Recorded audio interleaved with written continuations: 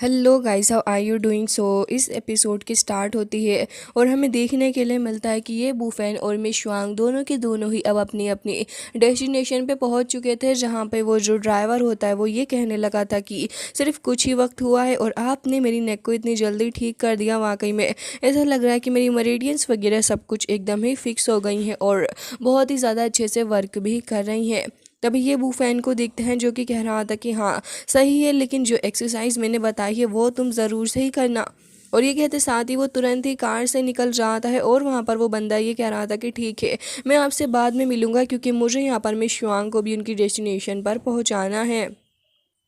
और ये कहते साथ ही ये बूफैन वहाँ से तुरंत ही निकल गया था। बट तभी हमें देखने के लिए मिलता है कि ये बूफैन की गर्लफ्रेंड जू लिन का कॉल उसको आता है और तभी ये बूफैन उसका वीडियो कॉल उठा लेता है। वो काफ़ी वक्त बाद उसको कॉल कर रही थी तो ये बूफैन खुश होता और कह रहा था कि आखिर तुम कहाँ चली गई थी, इतने दिनों से मैं तुम्हें ढूंढ ही नहीं पा रहा। ऐसा लग रहा है कि तुमने शायद से अपना फ़ोन चेंज कर लिया है।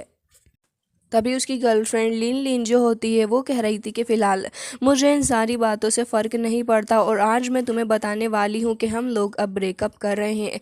ये बूफैन चल रहा होता है, लेकिन जैसे ही वो ये बात सुन रहा था वहीं पे रुक के खड़ा हो जाता है क्योंकि उसके लिए ये बात एक सदमे से कम नहीं थी और कह रहा होता है कि लिन लिन आखिर तुम किस बारे में बात कर रही हो। तभी यहाँ पर वो काफ़ी ज़्यादा खुश होते हुए कह रही होती है कि क्या तुम्हें समझ नहीं आती ह्यूमंस की लैंग्वेज, या फिर तुम एलियन हो। मैंने तुम्हें कहा तो सही कि अब से हम लोगों का कोई भी रिलेशनशिप नहीं है और ना ही हम लोगों का एक दूसरे से कोई लेना देना है, तो इसलिए सब कुछ ख़त्म कर रही हूँ। तभी ये बूफैन उससे बहुत ही ज़्यादा हताश होकर पूछने लग जाता है कि एटलीस्ट मुझे ब्रेकअप का रीज़न तो बता दो। तो वो कहने लग जाती है कि तुम्हारी हिम्मत भी कैसे हुई मुझसे रीज़न पूछने की, क्या तुम्हें नहीं पता कि तुम यहाँ पर मेरा फ़ोन नंबर जो देख रहे हो और ये फ़ोन वगैरह सब कुछ मिस्टर माँ ने मुझे दिया है। और यहाँ पर मिस्टर माँ एक काफ़ी ज़्यादा फेमस और साथ ही रिच पर्सन था, जिसके साथ ही वो ये कहने लग जाती है कि उन्होंने मुझे काफ़ी कुछ दिया है, साथ ही उन्होंने मुझे एक लग्जरी प्रोवाइड की है और जो कुछ भी मैं चाहती हूँ वो मुझे प्रोवाइड करते हैं। ज़रा खुद को देखो, क्या तुम मेरे लिए कभी भी इस तरीके का फ़ोन बाय कर सकते हो। तभी यहाँ पर अब ये बूफैन उससे कहता है कि अच्छा, तो दूसरे शब्दों में कहें तो तुमने सिर्फ पैसों के चक्कर में मुझसे ब्रेकअप कर लिया। लेकिन तभी वो ये कहने लग जाती है कि नहीं, ये बात पैसों के बारे में है ही नहीं, ये सब कुछ पैसों के बारे में भला कैसे हो सकता है।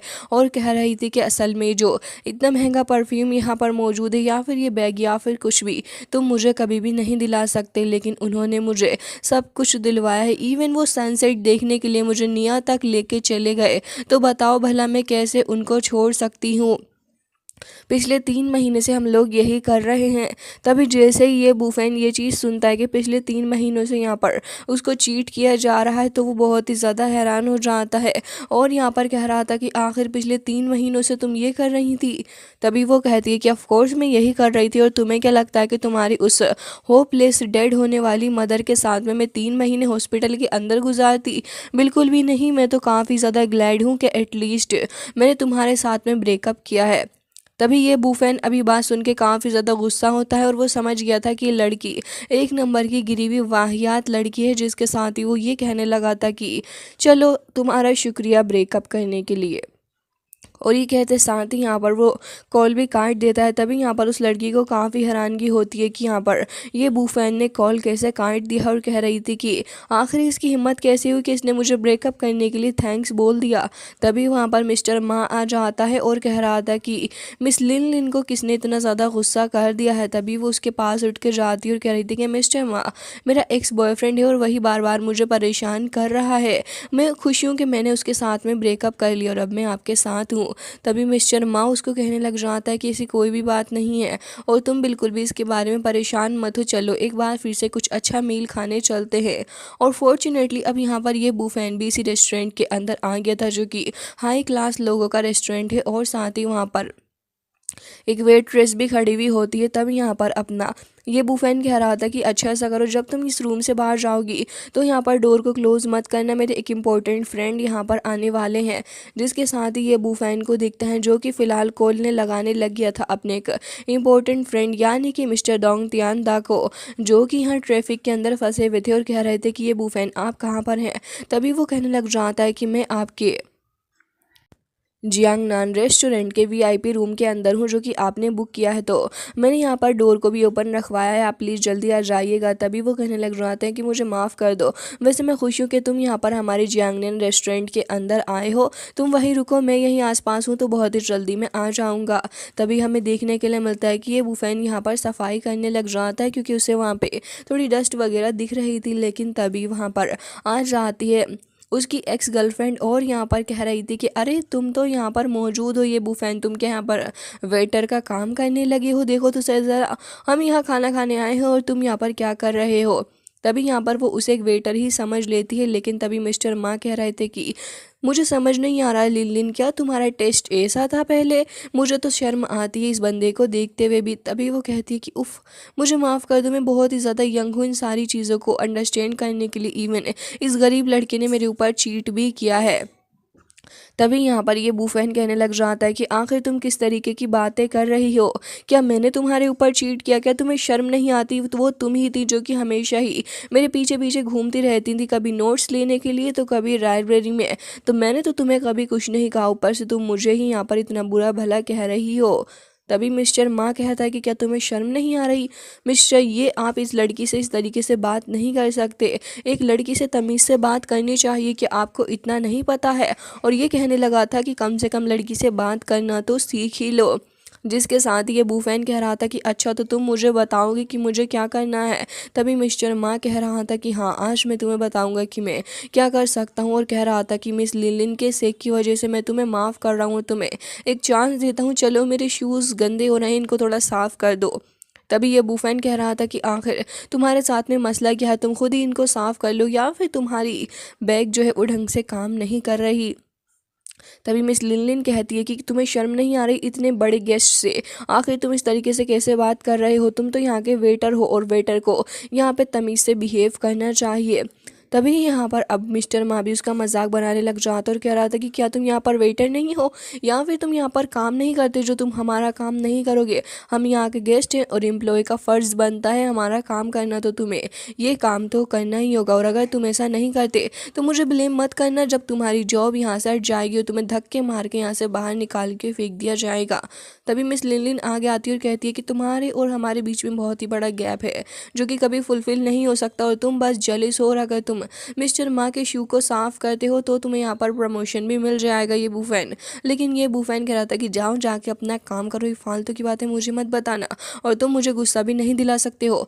तभी यहाँ पर मिस्टर माँ आगे बढ़ता है और तुरंत ही आगे बढ़ते हुए उसको बहुत ही बुरे तरीके से सुना रहा था। लेकिन ये बूफैन उसकी चेस्ट के ऊपर एक फिंगर रखता है जिससे कि उसे चेस्ट में काफ़ी ज़्यादा पेन होने लगा था, और वो गुस्सा जानता है, एक वेटर को बुला के कह रहा था कि क्या शर्म नहीं आती तुम्हारे यहाँ के वेटर किस तरीके से काम करते हैं।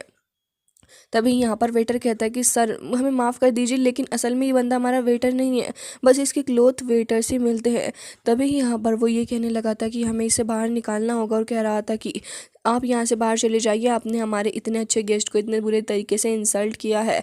तभी ये बूफैन कह रहा होता है कि अच्छा मैंने यहाँ पर वीआईपी रूम बुक किया है तो तुम यहाँ पर मुझे बिल्कुल भी नहीं निकाल सकते। तो लिन कह रही होती कि तुम्हारी जेब में गलती से भी 100 युआन तो हो नहीं सकते, तो तुम इस वीआईपी होटल के अंदर कर क्या रहे हो, तुम्हें शर्म नहीं आती झूठ बोलते हुए। और तभी मिस्टर माँ कह रहा था कि इसे यहाँ से निकाल के फेंको, तो वहाँ का मैनेजर भी कह रहा होता है कि यहाँ से जाओ, चुपचाप ही चले जाओ, कहीं मैं तुम्हें धक्के मार के ना निकाल दूँ। मिस्टर माँ और बाकी सारे भी ये बूफैन की इंसल्ट कर रहे थे, बट ये बूफैन कह रहा होता कि मुझे तुम्हारी फालतू की बातों से कोई लेना देना नहीं, और वहीं सीट पर बैठ जाता है। तो यहाँ पर अब मैनेजर एक बंदे को बुला लेता है जो कि अब यहाँ पर आता है, और ये बूफैन को ज़बरदस्ती वहाँ से उठा के बाहर की तरफ को लेके जा रहा था। लेकिन इतनी ही देर में हमें देखने के लिए मिलता है कि वहाँ पर मिस्टर दोंग आ जाते हैं, और जैसे ही मिस्टर दोंग आते हैं वो सभी को अपनी जगह पर रुकने के लिए कहते हैं। मैनेजर उन्हें सब कुछ बता देता है कि बंदा किस तरीके से ट्रबल क्रिएट करने की कोशिश कर रहा है, लेकिन मिस्टर दोंग उसके कान पे ही एक चमेट लगाते हैं खींच के, और कह रहे थे कि तुम्हें पता भी है कि आखिर ये कौन है, ये मिस्टर ये है, तुम्हें शर्म नहीं आती हमारे फिजिशियन से इस तरीके से बात करने के लिए। तभी मिस्टर माँ अब यहाँ पर मिस्टर दोंग से हाथ मिलाने की कोशिश कर रहा था क्योंकि वो बहुत ही बड़ी पर्सनैलिटी है। तो यहाँ पर मिस्टर दोंग उसकी इंसल्ट करते हुए कहते हैं कि क्या मैं तुम्हें जानता हूँ या तुम मेरे दूर के रिश्तेदार हो। जिसके साथ ही वो उसे अवॉइड करते हुए अब यहाँ पर ये बूफैन से माफ़ी मांगते हैं और कह रहे थे कि मुझे माफ़ कर दो, मैं यहाँ पर ट्रैफिक में फंस गया था। लेकिन मैनेजर उन्हें समझा रहा होता है कि प्लीज़ मुझे भी माफ़ कर दी, मुझे नहीं पता था कि आपके कोई ख़ास पर्सन है। लेकिन तभी डोंग कह रहे होते हैं कि तुम्हें यहाँ से जॉब से निकाला जाता है, और अब वो यहाँ पर एक पेपर भी निकालते हैं और कह रहे थे कि अब से ये बूफैन ही इस जगह के बॉस रहेंगे।